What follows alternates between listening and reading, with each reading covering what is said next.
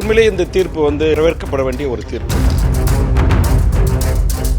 நடிகர் விஜய் என்கிற ஒரு தனிப்பட்ட சினிமா நடிகர் அவர்களை பார்ப்பதற்காக சென்று தனக்கு இருக்கிற முதலமைச்சர் என்கிற அதிகாரத்தை பயன்படுத்தி தனியார் துறைகளில் அவர்களுக்கு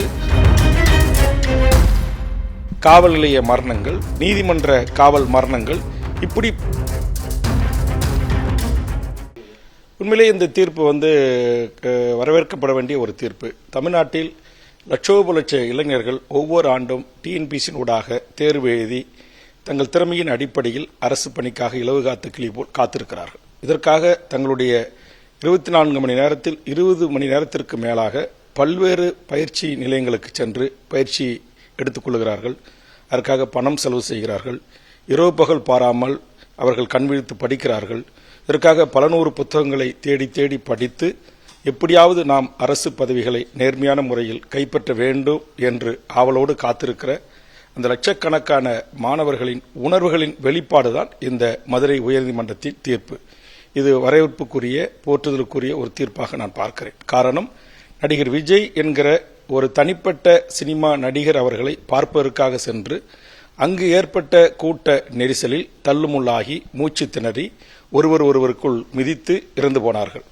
ஆக அவருடைய அழைப்பின் பேரில் வந்தவர்கள் இறந்து போனதற்கு அவர் தனிப்பட்ட முறையில் எந்த உதவிகள் வேண்டுமானாலும் செய்யலாம், அல்லது தனக்கு இருக்கிற முதலமைச்சர் என்கிற அதிகாரத்தை பயன்படுத்தி தனியார் துறைகளில் அவர்களுக்கு ஒரு பாதுகாப்பான கல்வி தகுதியின் அடிப்படையில் வேலை வாய்ப்பை வாங்கித் தரலாம். அதில் எந்த தவறு ஏதும் இல்லை.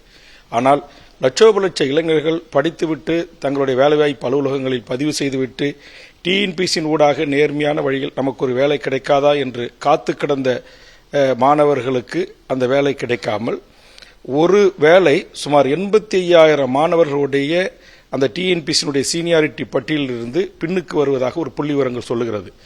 ஆக கிட்டத்தட்ட இந்த 31 பேருக்கு வழங்கப்பட்ட வேலை என்பது இந்த 41 குடும்பத்தைச் சேர்ந்தவர்களுக்கு. ஆனால் இது பல லட்சக்கணக்கான மாணவர்களுடைய வேலை வாய்ப்பினுடைய அந்த சீனியாரிட்டி பாதிக்கக்கூடிய பேர் அபாயம் இருக்கிறது. அவர்களுக்கு பல ஆண்டுகளுக்கு வேலை கிடைப்பதற்கான வாய்ப்பு இல்லாமலே பறிபோகின்ற பேர் அபாயம் இருக்கிறது என்பதை அந்த தேர்வுக்கு தயாராகின்ற பல்வேறு மாணவர்கள் தங்களுடைய சமூக ஊடகங்களில் எழுதி அரசுக்கு தங்களுடைய எதிர்ப்பை, கண்டனத்தை பதிவு செய்தார்கள். ஆக இவற்றையெல்லாம் கருத்தில் கொண்ட இன்றைக்கு மதுரை உயர்நீதிமன்றம் இந்த ஒரு நல்ல தீர்ப்பை வழங்கியிருக்கிறது. அவர்கள் கேள்வி எழுப்பது போல் தினந்தோறும் விபத்துகளிலே பல உயிர்கள் பலி போகிறது, அவர்களுக்கு வேலைவாய்ப்பு தர முடியுமா? அதுபோன்று அரசனுடைய காவல்துறையுடைய சட்ட ஒழுங்கை சரியாக நிர்வகிக்க தவறியதன் அடிப்படையில் பல கொலைகள் நடைபெற்றுக் கொண்டிருக்கிறது. அப்ப கொலை நடக்கிற குடும்பத்தாருக்கு அனைவருக்கும் வேலை தர முடியுமா? காவல் நிலைய மரணங்கள், அதுபோன்ற நீதிமன்ற காவல் மரணங்கள், இப்படி பல்வேறு மரணங்கள், கடலிலே குளிக்க போய் இன்று கூட வாழ வேண்டிய 2 இளைஞர்கள் இறந்திருப்பதாக செய்தி வந்திருக்கிறது. ஆக இதுபோன்று இறக்க நேரிடவர்களுக்கு அனைவருக்கும் அரசு வேலை என்று கொடுக்க ஆரம்பித்தால் அப்போ முறையாக கல்வி கற்று அரசு விதிகளை பின்பற்றி தேர்வுக்கு தயாராகின்ற, சட்டத்தின் பிரகாரம் அரசின் வேலையை பெறுவதற்கு காத்திருக்கிற லட்சோப லட்ச மாணவர்களுடைய கனவு இன்றைக்கு பொய்யாக்கிற ஒரு நிகழ்வாக இதுபோன்ற அரசு நினைத்தவர்களுக்கெல்லாம் வேலை வழங்குகின்ற இந்த சிஸ்டம் மிகப்பெரிய குளறுபடிகளை எதிர்நோக்கும் என்பதற்காகத்தான் இப்படி ஒரு தீர்ப்பை வழங்கியிருக்கிறார்கள். இது வரவேற்பளிக்கப்பட வேண்டிய ஒரு தீர்ப்பு, பாராட்டப்பட வேண்டிய ஒரு தீர்ப்பு. தமிழக அரசு இது தொடர்பாக மேல்முறையீடு செல்ல இருப்பதாகவும் சொல்றாங்க.